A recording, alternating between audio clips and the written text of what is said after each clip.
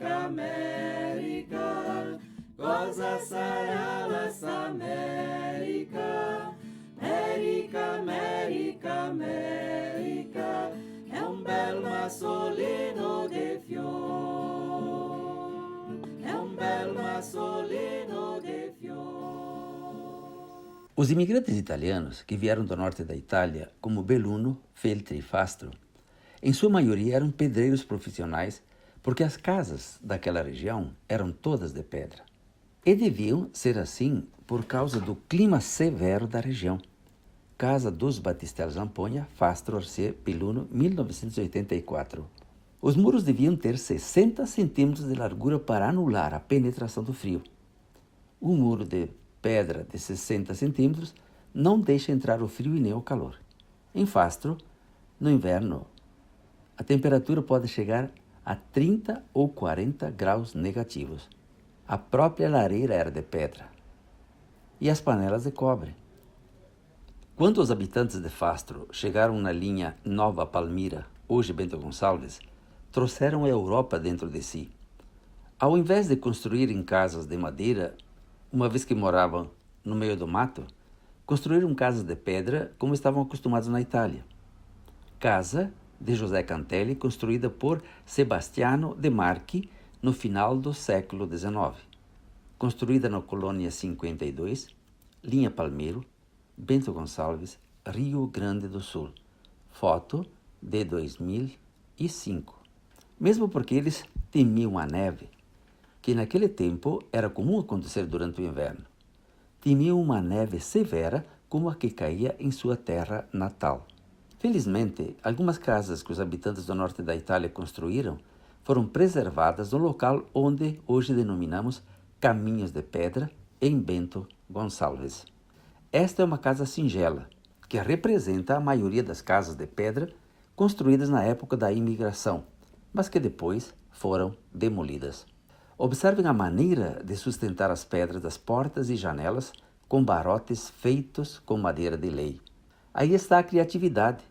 As pedras são extremamente irregulares, mas no fim o muro sai bem reto, espelhado e firme para todos os que quiserem ver, uma vez que em 2026 ainda está de pé. Imagem de Nossa Senhora aplicada na parede do quarto dos proprietários. As tábuas são rachadas de pinheiro e posteriormente plainadas.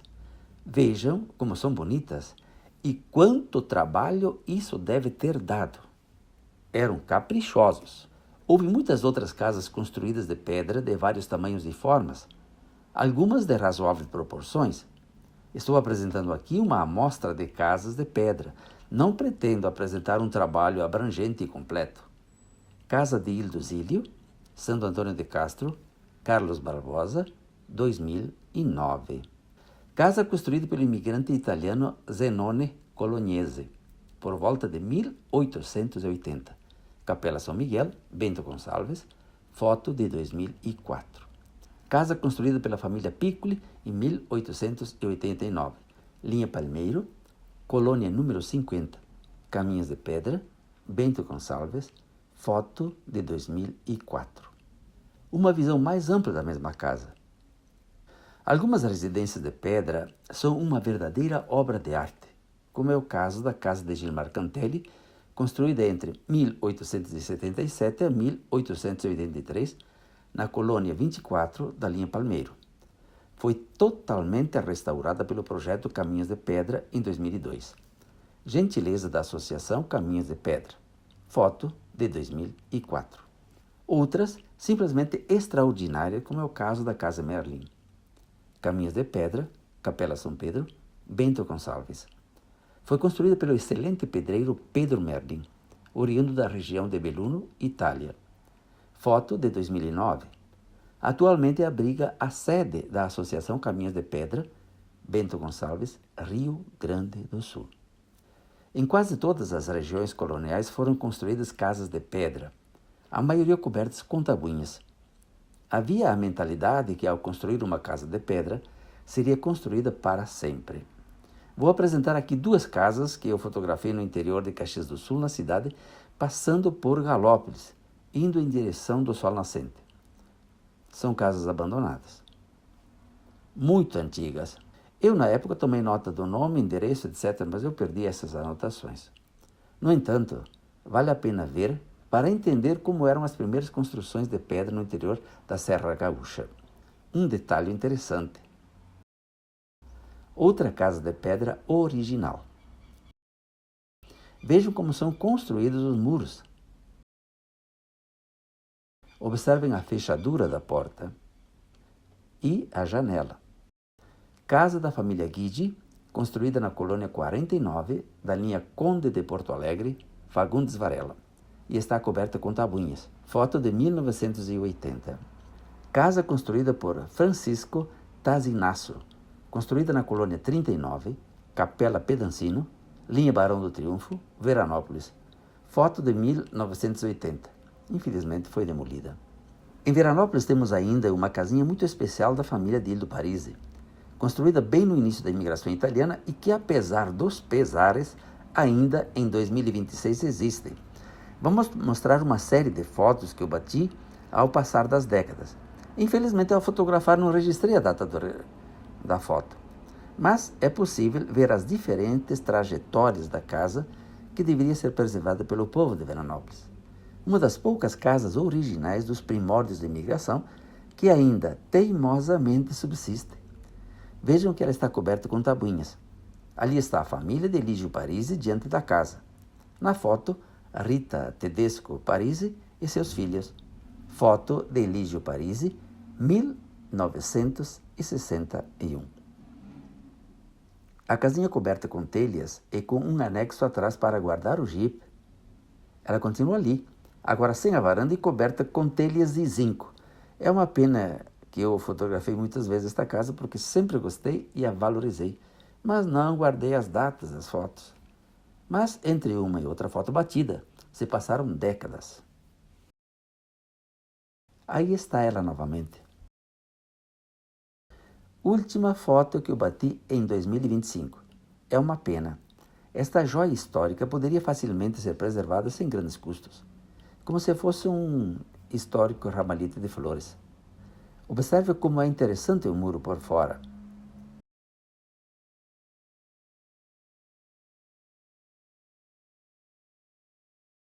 O muro por dentro ainda preserva os vestígios da fuligem. Ali no canto estava a lareira, onde preparavam comida e aqueciam a casa, principalmente durante o inverno. Nesta foto você observa perfeitamente que o muro foi feito com pedras brutas ligadas com amálgama de barro. O lado esquerdo da cozinha. Como era feita a janela. Aí você pode calcular a espessura do muro. Visão geral do seu interior. A casa é bem pequena. Por fim, um detalhe interessante do muro. Você pode entender como ele foi construído nos seus mínimos detalhes. É simplesmente uma joia da arquitetura dos nossos primeiros imigrantes. Vale a pena preservar com carinho, sem burocracia e sem tombamento. Se ela existiu até agora, ela pode continuar existindo por muito tempo ainda. É só cuidar. Última foto que eu bati no dia 8 de maio de 2026. Agora vamos mostrar a casa Arboit, como joia de casa de pedra reformada e preservada na capela de Nossa Senhora do Pedancino, linha Barão do Triunfo, Veranópolis. Foi construída pela família Arbot, logo que chegaram da Itália, pelo ano de 1890. Construíram a casa de dormir e a cozinha de pedra e cobertas com tabuinhas. A cozinha foi demolida, mas a casa de dormir foi transformada em paiola até o ano de 2008, quando foi reformada. A atual proprietária é a Rita Arboit. Foto de 2011. A casa vista por outro ângulo.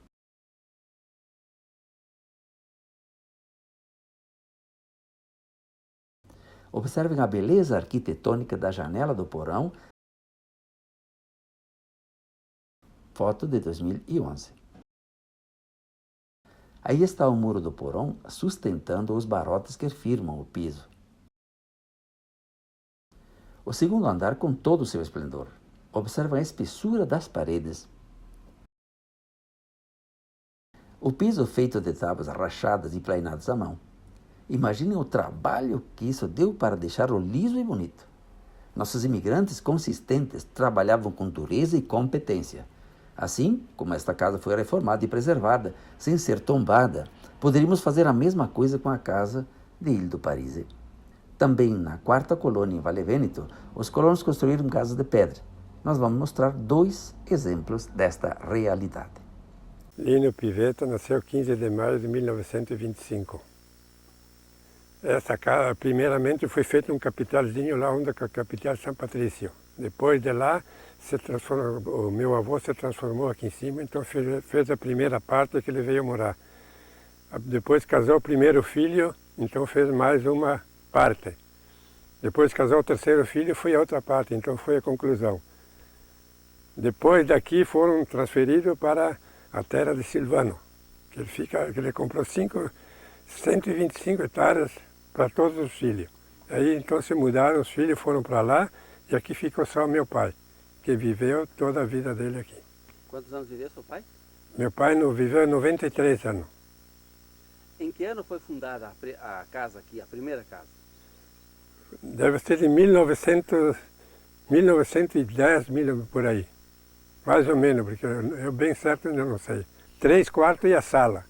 A segunda parte então foi a despensa e a cozinha.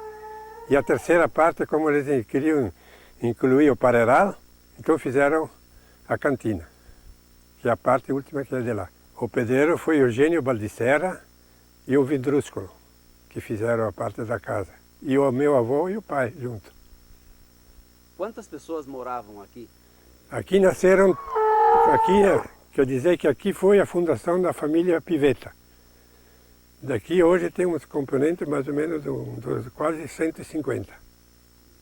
Mas dentro da casa? Dentro da casa moraram até o fim 13 pessoas. Eram do papai, a mamãe, e 9 moças e 3 rapazes. Onde 2 se formaram padre, 4 foram freiras e então saíram.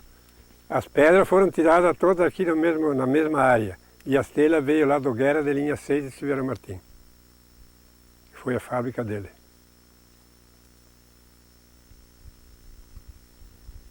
E a madeira? E a madeira foi toda tirada aqui do mato, toda serrada à mão. Toda à mão. Farquejada com machado e a serra serrada à mão.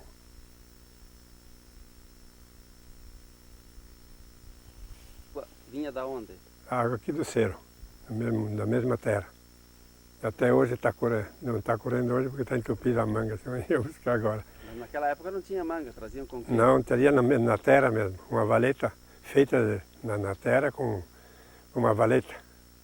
E depois da valeta até o tanque tinha o quê? Da valeta até o tanque, então tinha uma pua de 3 metros, furavam as taquaras.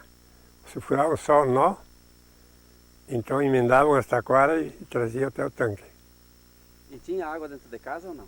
Não, primeiramente eu só levava água. Depois, daí de uns 60 anos, então puxavam água dentro de casa com os canos. Então daí tinha manga. E antigamente do poço até em casa levavam água com o quê? Do tanque até dentro A de balde? casa? Que balde de? Balde de madeira, feito de madeira. E sete, Laura? E secchioni, E o vinho, no início, esmagavam de que forma? com os pés. Com os pés? Uma fola nos pés, com os pés.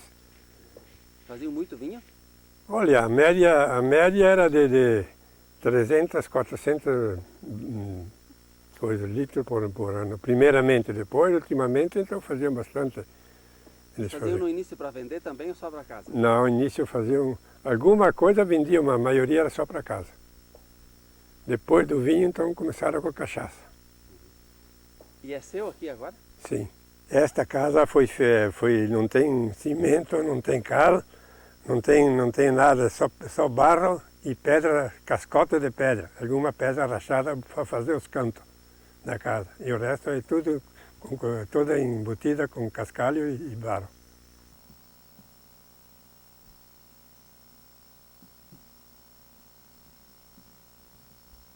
Esta é a cozinha.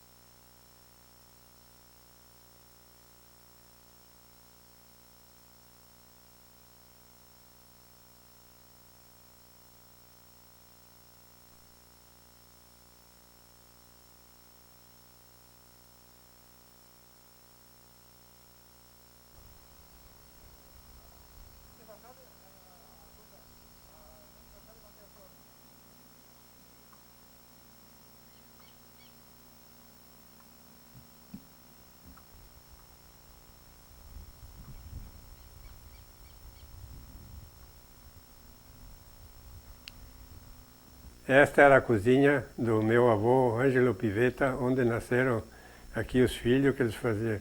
E ali do lado tinha o fogão, onde faziam a comida, polenta, e ao redor do fogão então tinha um banco que trouxeram do estilo da Itália, que era redondo porque era frio, então aqui também fizeram redondo. E todo o banco onde sentavam, quando vinham da lavoura, então sentavam e comiam, e de noite, até que davam a hora de ficar junto, ficavam, depois rezavam o terço, daí iam dormir, alta hora da noite, fazia o fogo, e quando era o mês de maio, convidava os vizinhos para rezar o terço junto ao redor desse fogão. Na verdade, o fogolar foi destruído, né? Só tem os destroços ali. Sim. Mas a fuligem...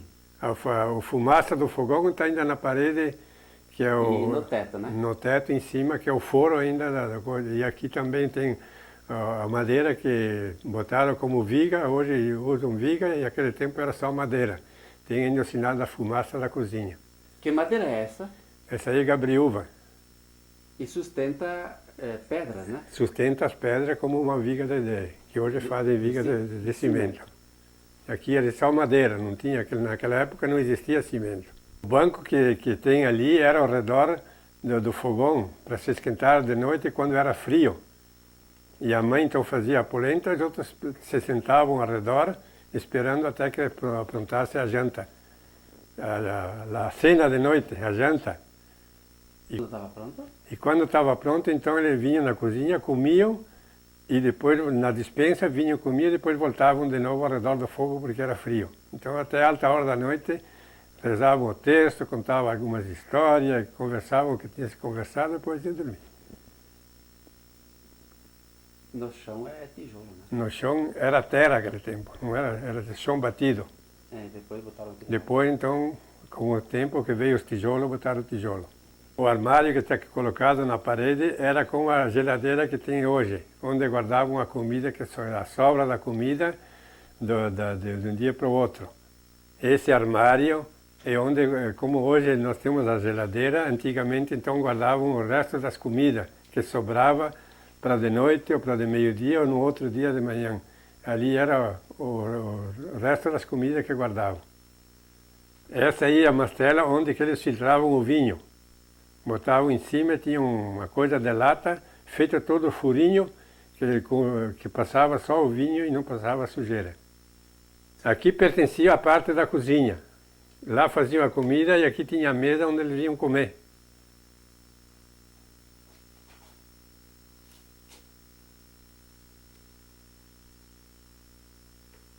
Na verdade, as tábuas não foram pintadas. Não, é toda a fumaça do fogão da cozinha. Não foram pintar. E do fogolar, né? Do fogolar da cozinha. E a sala onde eles faziam as festas, as coisas deles durante o ano. E ali a porta que subia em cima, e aqui a nicha onde que tinha a imagem do Sagrado Coração de Jesus e de Maria, que todas as noites então rezavam o terço diante dessa imagem. Era o quarto do meu pai e minha mãe, onde nasceram 13 filhos dentro desse quarto aqui, sem ter um médico, sem ter nada. Só com a presença de Nossa Senhora.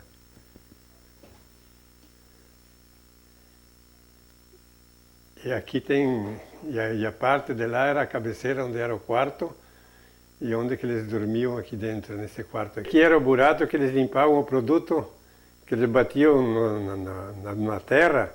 Então, para limpar, então tinha esse buraco aqui, que eles limpavam o feijão, o milho, o arroz, o produto que eles colhiam na lavoura aqui.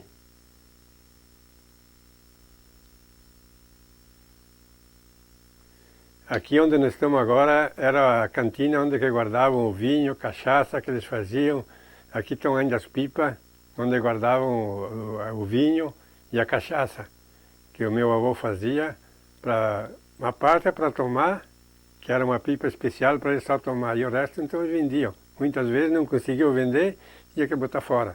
Esse é o engenho, o torte onde que eles moíam a cana para fazer a cachaça e para fazer açúcar. Que aqui antigamente ninguém comprava açúcar, o açúcar era tudo feito, açúcar mascado. Açúcar feito de cana mesmo. Todos os anos faziam a cachaça e o açúcar durante o ano. Para o gasto da família, e até vendiam açúcar.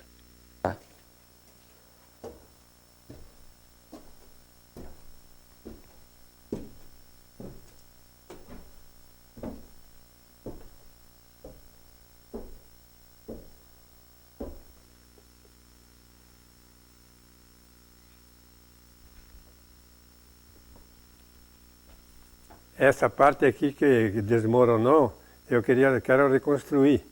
Mas pedi uma verba do município e eles deram uma verba, mas querem ficar com a casa e eu não quis. Aqui era o sótão, o soalho onde eles guardavam os produtos, feijão, milho, trigo. Quando colhiam, então estendiam aqui para que não se estragasse. Então aqui era o lugar onde eles guardavam os produtos.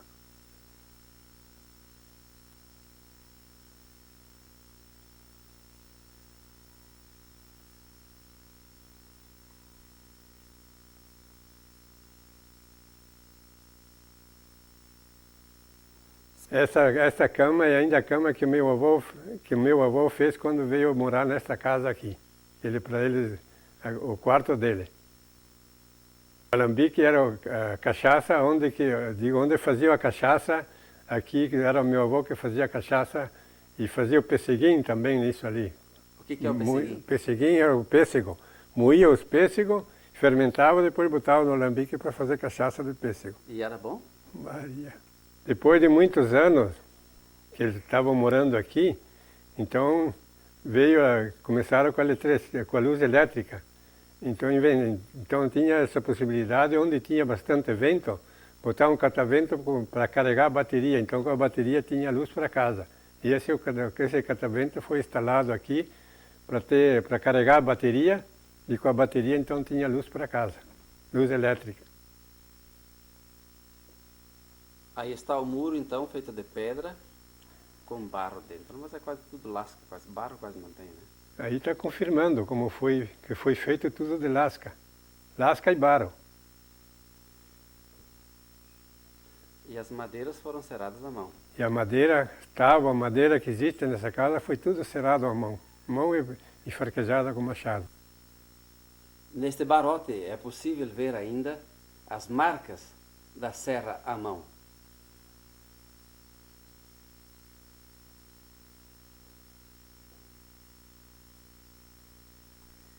O impressionante dessa construção é a forma em que foram construídas as tesouras. Por que são esses paus aí são suspensos? São suspensos porque então leva o peso tudo em cima da parede do coberto. E no meio não leva nada. Pode aumentar ou diminuir a tesoura como quiser. Como quiser. É só abaixar e levantar, cortar mais curto e mais comprido. Então se é mais comprido, levanta. E se é mais curto, abaixa.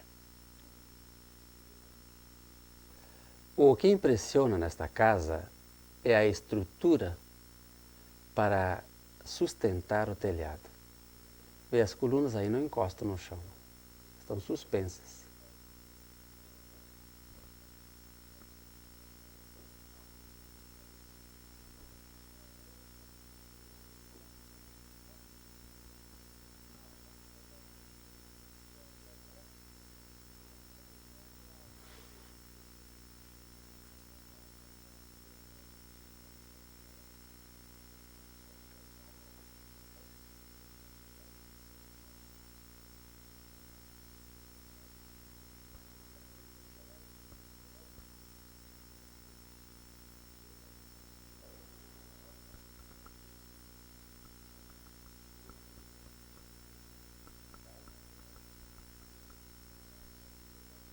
O sistema de encaixe no final da tesoura.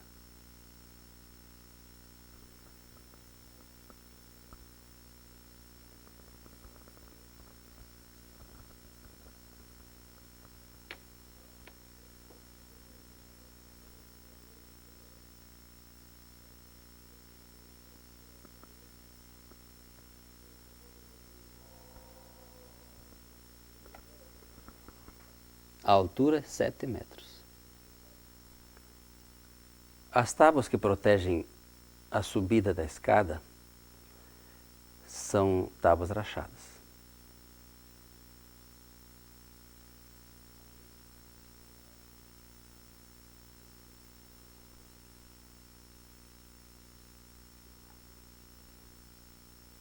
Esta casa tem 16 metros de comprimento, 8 de largura, e as janelas a parede tem 50 centímetros de largura.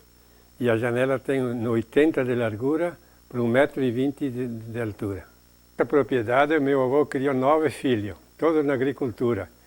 Naquela época, então, existia só agricultura. Depois do meu pai, ficou ele proprietário aqui, que deu assistência aos meus avós.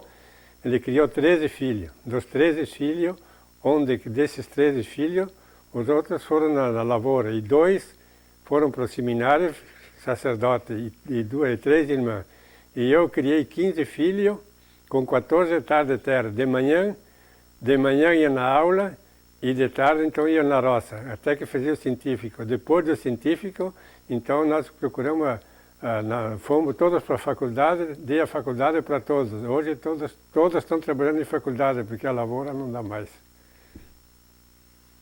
E eles estudaram aqui, em que lugar aqui? No Seminário dos Paliotinos, em Vale Vento. Primeiro no Sagrado Coração de Maria, das irmãs. Né? E depois, quando terminaram o primário, ia para o científico no Seminário dos Padres Paliotinos. E por que ninguém ficou aqui daqueles que estudavam? Todos estudavam e iam embora. As irmãs davam estudo, os padres davam estudo, todo mundo ia embora. Porque aqui é um lugar muito montanhoso e já a agricultura é toda trabalhada com máquina. Então ninguém tinha possibilidade de comprar essas grandes áreas de terra para trabalhar com máquina. Então nós achamos melhor para adaptar para o estudo. E quando tem um estudo na cabeça, eles podem podem plantar como eles querem depois. Essa é um pedaço de madeira que o papai cavou para a mamãe quando ela fazia o pão, para fazer a massa do pão, mexer, e depois daqui tiravam, botavam para fermentar em cima de outra tábua.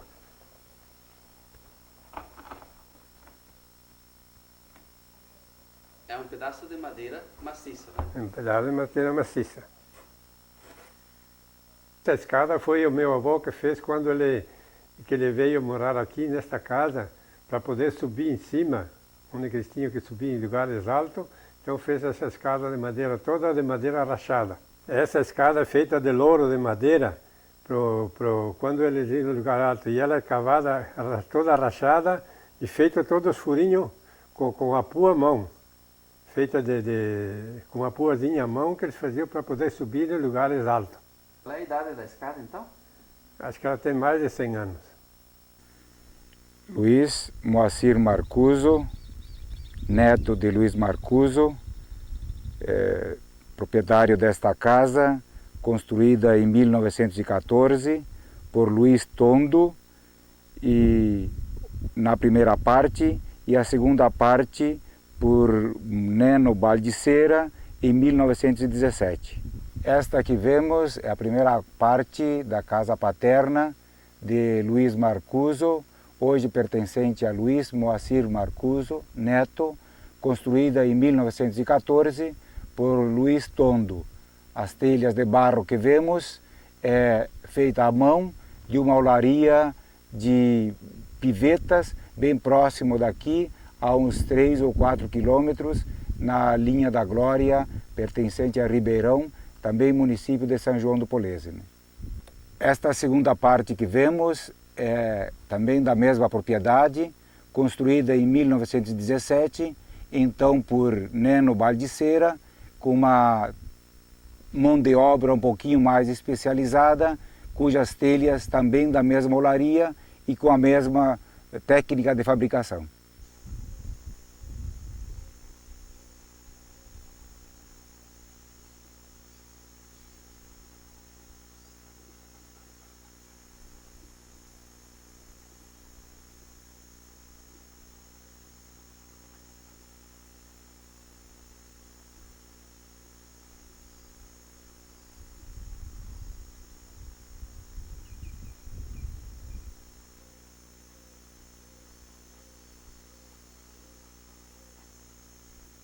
Esta casa, em 1990, ela estava em ruína, quase em tapera, caindo.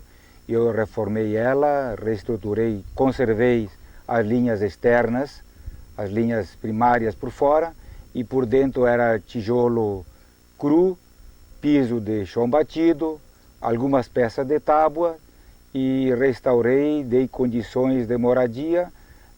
Em 92 eu passei quase que a residir diretamente nela. Aqui está um belo exemplo de restauração de casas antigas.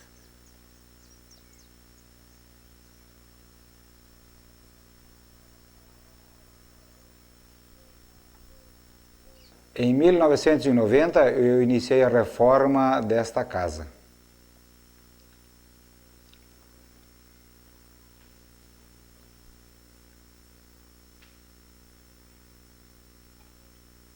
Aqui, nesse local onde que vemos o freezer e as geladeiras, tinham fileira de pipas com vinho feito nesta propriedade, tinto e branco, e para o uso da família. O chão que vemos era chão de piso que vemos, aliás era piso de chão batido, aí na mesa era a mesa onde se matava os porcos, se fazia pão, salame, mais ao alto onde se pendurava o salame, era a tábua com queijo, e os 2 cestos de pão torrado e mole. Todas as fotos que você viu nesse vídeo se encontram no livro Retratos da Colônia. Temos o livro Polenta e Liberdade, que conta a história de como os italianos viviam lá na Itália, como foi a viagem pelo oceano em navio da vela e como foram seus anos iniciais aqui no meio da mata, no Rio Grande do Sul. E o livro Detesto a Revolução conta a história de um jovem que nasceu no meio da mata, não tinha instrução nenhuma, só falava italiano, e ele foi recrutado para lutar na Revolução Federalista. É um romance assim muito bom, apimentado, cheio de emoções, que vale a pena ler. Esta trilogia lhe dará uma noção completa de como foi a imigração italiana no Rio Grande do Sul. Você pode encontrar informações aqui debaixo, nos cards. Se você gostou desse vídeo, deixe o seu like, se inscreva no canal e compartilhe com seus amigos. Muita gente gostaria de assistir esses vídeos, mas não sabem que existem. Então compartilhe com eles. E sábado próximo, às 20 horas, nos encontraremos novamente.